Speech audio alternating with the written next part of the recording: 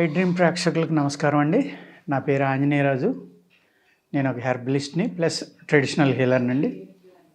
ఈరోజు మనం I dream ప్రేక్షకులకు ఎయిడ్స్ గురించి చెప్దామండి.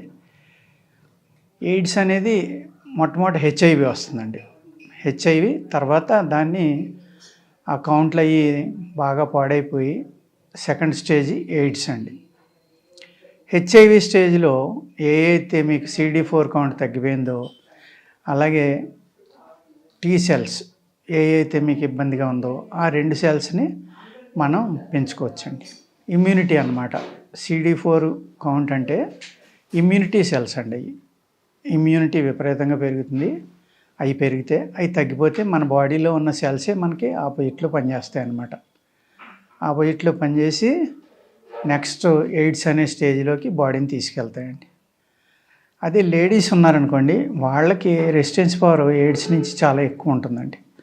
వాళ్ళకి చాలా స్లోగా ఎఫెక్ట్ అవుతుంది. కానీ జెంట్స్ మట్టుకి హెచ్ఐవి నుంచి ఎయిడ్స్లోకి వెళ్ళిన తర్వాత 3 సంవత్సరాల నుంచి 5 సంవత్సరాలు ఉంటారండి.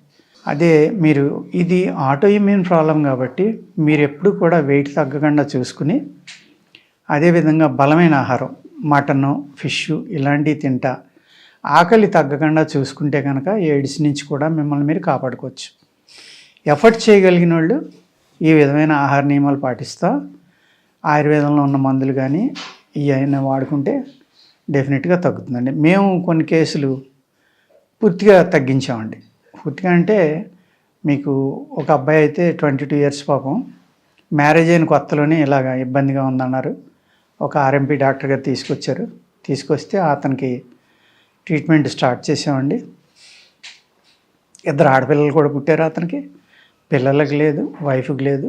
అతనికి కూడా CD4 కౌంట్ అది చాలా బాగా పెరిగి అతను కూడా చాలా సేఫ్గా ఉన్నాడు. ఆల్మోస్ట్ 12 ఇయర్స్ నుంచి మానేమన్నా కూడా మానకుండా ఎంతో కొంత ఏదో ఒక 1-2 మందులు పంపండి డాక్టర్ గారు అని నన్ను గురువుగారు మీరు ఏమైనా పంపాలి నాకు, మీ మందు తినకపోతే నేను ఏమైపోతానని భయపడి పాపం అబ్బాయి మానకుండా చాలా జాగ్రత్తగా ఇంట్రెస్ట్గా 12 ఇయర్స్ నుంచి వాడుతున్నానండి నియర్లీ. చాలా హ్యాపీగా ఉన్నాడు. పిల్లలకి లేదు, అతనికి లేదు. అంటే అదేంటంటే ఎయిడ్స్ వచ్చినంత మాత్రాన్ని భయపడిపోయి మనం ఏదో అయిపోతామని అనుకోక్కర్లేదండి. ఏది హెచ్ఐవి పాజిటివ్ రాగానే హెచ్ఐవి పాజిటివ్ రాగానే మీరు అన్ని జాగ్రత్తలు తీసుకుని మంచి ఆహార నియమాలు పాటిస్తా టైమ్లీ తిని ఏదైనా చెడు అలవాట్లు ఉంటే డ్రింకింగ్ కానీ డ్రగ్స్ కానీ లేకపోతే ఈ పాన్ పరగ్ కానీ పాన్ మసాలా ఇటువంటివి మానేసి గుట్కాలు మీరు మంచి జీవన విధానం కనుక మీరు సాగించితే హెచ్ఐవి అనేది డెఫినెట్గా మీరు దాని నుంచి కోలుకొని ఎయిడ్స్లోకి వెళ్ళకుండా మిమ్మల్ని మీరు కాపాడుకొని హాయిగా బ్రతకొచ్చండి. అంచేత భయపడద్దు. హెచ్ఐవి వచ్చిందని భయపడిపోయి మనం ఏదో అయిపోతాం అనుకునే బదులు మీరు ఆ చెడు అలవాట్లు ఉంటే అవి మానేసి ఏ పైసలైతే అలవాట్లకి స్మోకింగ్ వాటికి ఖర్చు పెడుతున్నారో వాటినే మంచి ఎగ్స్ కానీ ఫిష్ కానీ ఇలాంటివి కొనుక్కుని మీరు ఇమ్యూనిటీ పెంచుకుని ఆకలి తగ్గకుండా వెయిట్ తగ్గకుండా చూసుకుంటే ఎయిడ్స్ అనేది మిమ్మల్ని ఏమీ చేయదండి.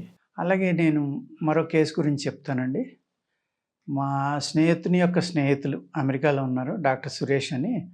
ఆయన వైరాలజీలో చాలా పెద్ద డాక్టరు.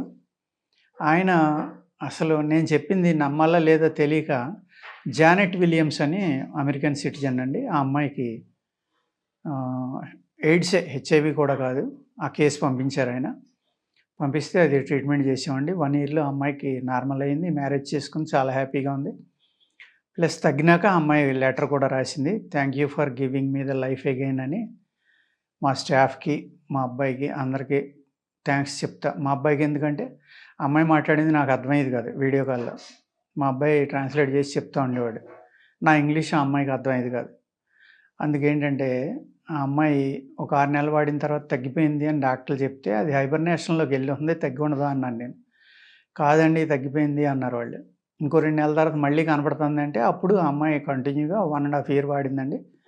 18 నెలల్లో పూర్తిగా క్లియర్ అయింది. మ్యారేజ్ కూడా చేసుకున్నాను మెసేజ్ పెట్టింది. ఈ విధంగా తగ్గని వ్యాధి ఏం కాదండి. అలాగే మనల్ని మనం పలానా టైంకి చనిపోతాం, ఇబ్బంది అవుతుంది అని కూడా భయపడక్కర్లా. అది మీరు తగిన జాగ్రత్తలు తీసుకుంటే బయట వాళ్ళకి అంటుకోవడం కానీ మిగిలిన వాళ్ళకి రావడం కానీ ఇవి కూడా చాలా తొందరగా మనం కంట్రోల్ చేయొచ్చు దాన్ని. చేత హెచ్ఐవి వచ్చిందని భయపడొద్దండి. ఎయిడ్స్‌లోకి వెళ్తే మీరు తగిన జాగ్రత్తలు తీసుకోవాలి. హెచ్ఐవిలో కూడా ఏదైతే నేను ఆహారం చెప్పానో ఇవన్నీ జాగ్రత్తగా తీసుకుని మీరు మీ నియమాలు పాటించి చెడు అలవాట్లకి దూరంగా ఉంటే తప్పనిసరిగా మీరు రికవరీ వస్తుందండి. ఓకేనండి. నమస్కారం.